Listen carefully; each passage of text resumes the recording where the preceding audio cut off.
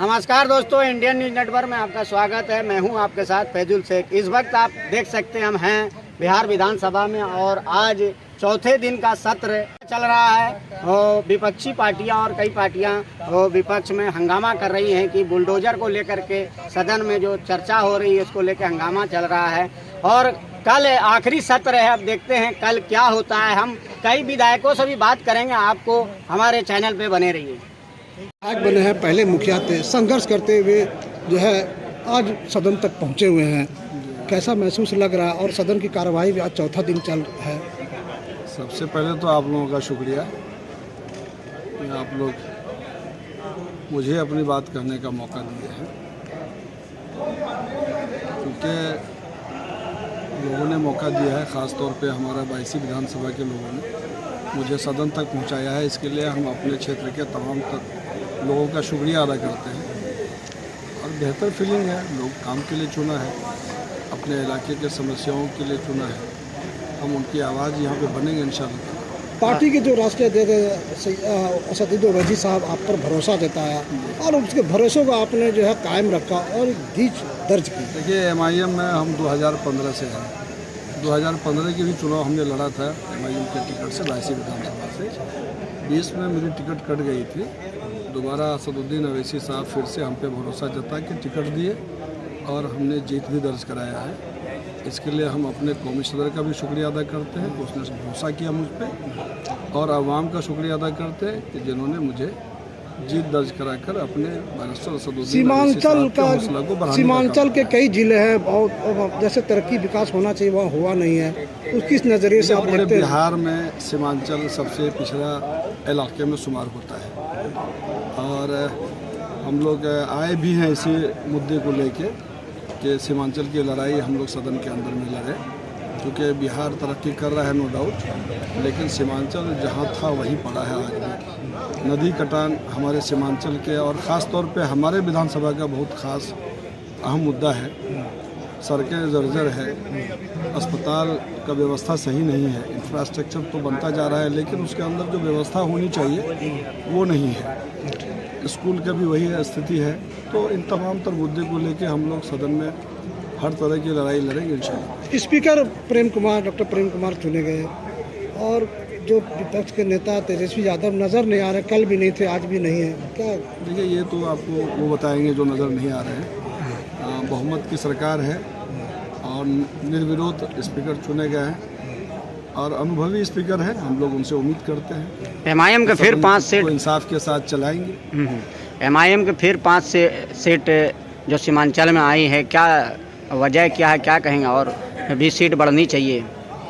देखिए, MIM की seat बढ़नी चाहिए थी, है ना, लेकिन कहीं ना कहीं कुछ कमी रहा होगा पार्टी की तरफ से या काम करने वालों की तरफ से, और आगे बढ़ेगा इंशाल्लाह। MIM पे लोग तो भरोसा आप अपने 22 के लोगों को जो है क्या, जिन्होंने आपको अपने क्षेत्र से आप जनप्रतिनिधि के देखते फिर यहाँ सदन तक पहुँचाया, उसके लिए क्या आप मैसेज पैगाम देना चाहते हैं उनके लिए?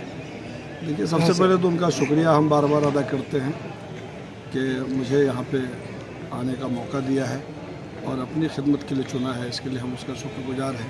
रियासत बस हम अपने आवाम से, अपने तमाम तर लोगों से यही कहेंगे कि जो भी हमारा अच्छा कदम हो उसमें वो लोग साथ दें और बड़ी लड़ाई लड़नी है, भ्रष्टाचार मुक्त 22 बनाना है। तो जब तक सबका सहयोग नहीं मिलेगा तो ये जो सपना है वो साकार नहीं हो पाएगा। हम तमाम तर अपने विधानसभा के प्रतिनिधियों से, बुद्धिजीवियों से सहयोग की अपील करेंगे और हम कोशिश भी करेंगे। रियासती सदर अख्तरुल ईमान से आपका कैसा ताल्लुक़ है और क्या ताउन मिल रहा है? देखिए, हमारे जो रियासती सदर हैं जनाब बैरिस्टर अख्तरुल ईमान साहब, कौमी सदर हैं जनाब बैरिस्टर असदुद्दीन ओवैसी साहब, ये दोनों अपने काम से पहचाने जाते हैं और हम लोगों के सदर हैं, हमारे साथ हैं। हम उनका दायां बायां हाथ बन के काम करना चाहते हैं। भरपूर मदद मिल रही है उनसे। आप जो है 3.5 साल बाद मेंबर ऑफ पार्लियामेंट का इलेक्शन होने वाला है, तो इस पर जो है AIMI कहाँ रहेगा?